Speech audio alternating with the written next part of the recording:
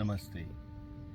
आइए, आज मैं आपको लेकर के आया हूँ बहुत ही प्राकृतिक जगह पर बैठ कर के आपके साथ कुछ बातों को साझा करूँगा।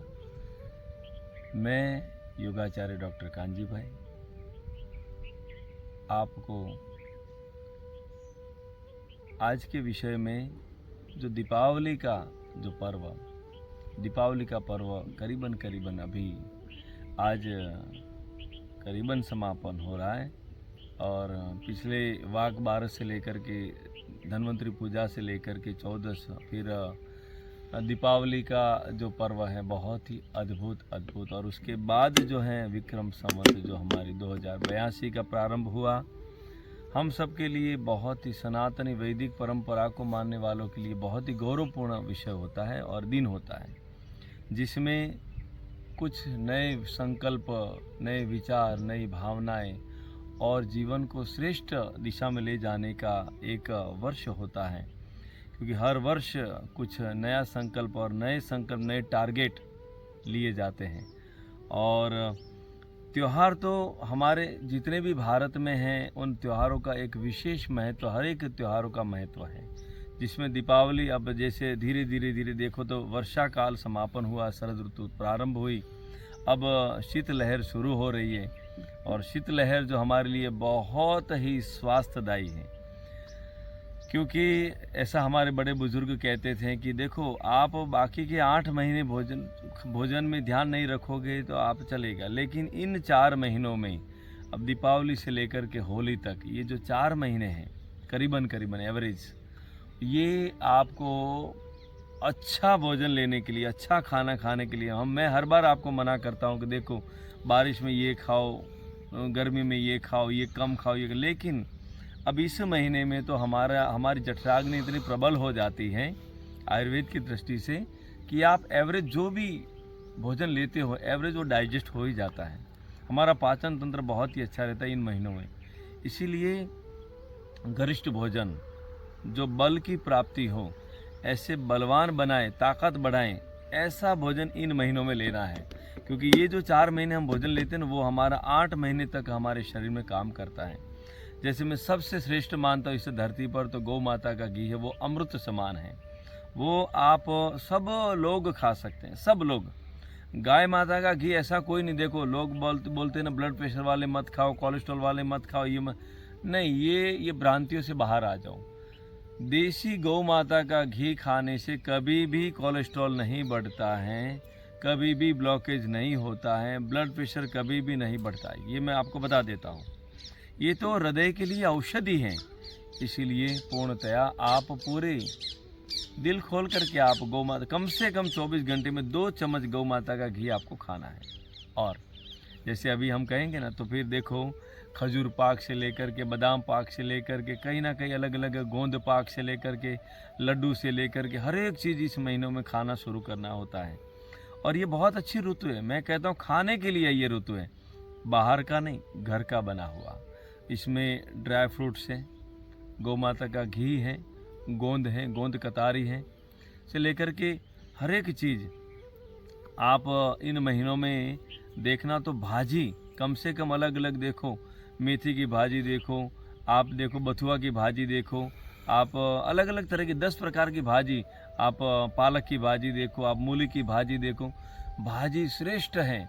ये ना ग्रीन ब्लड है, तो भाजी का सेवन अधिक से अधिक करना इन महीनों में।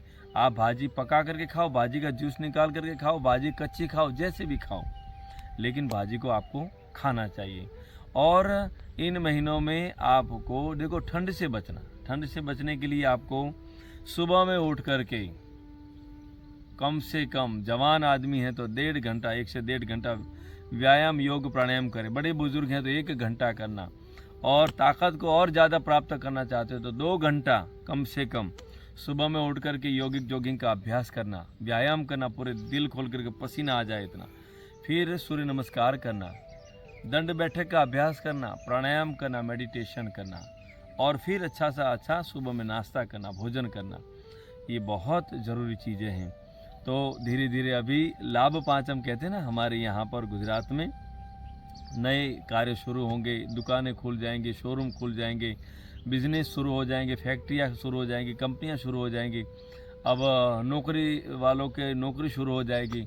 तो लाभ पाचम के बाद आप सारे अपने कार्य जो है उसको प्रारंभ कर लीजिए और एक नया संकल्प, बड़ी सोच, कड़ी मेहनत और पक्का इरादा। देखो, छोटा इरादा, छोटे विचार नहीं रखना। छोटे विचार में व्यक्ति छोटा ही रह जाता है, इसलिए ध्यान रखें। देखो, बड़ा विचार करना और बड़ा काम भी करना, बड़ी मेहनत भी करना, पूर्ण मेहनत करना, पूर्ण ईमानदारी से, पूर्ण निष्ठा के साथ मेहनत करना, ये बहुत ज़रूरी है हमारे लिए। तो अपने स्वास्थ्य का पूरा ध्यान रखना। आज मैं अपने फार्म पर बैठा हूँ, अपने खेत में बैठा हूँ, जहाँ पर आप देखोगे तो मेरे पास में ही देखोगे तो ये पीछे देखो तो मूंगफली है, ये पूरी मूंगफली लगी हुई। देखो, ये मैं आपको बताता हूँ मूंगफली यहाँ पर। और ये देखो, ये देखो, ये मूंगफली हो चुकी है। अभी करीबन 8-10 दिन में मूंगफली निकालना शुरू कर लेंगे। ये मूंगफली देखो, बहुत बढ़िया हमारे यहाँ पर प्राकृतिक मूंगफली यहाँ पर लगाई जाती है। ये देखो, ये यहाँ पर तैयार हो चुकी है। देखो, बहुत अच्छा दाना भी अंदर लगा हुआ है। देखो, ये बहुत ही अच्छी मूंगफली है। तो ये तो अमृत के समान, हमारे कहते हैं ना गुजरात के बादाम है, ऐसे कहते हैं ना। तो ये मूंगफली भी बहुत ही अच्छा एक प्रोटीन का स्रोत है। इसको भिगो करके खाएं, इसका दूध बना करके भी आप ले सकते हैं, बहुत ही अच्छा उपयोग है।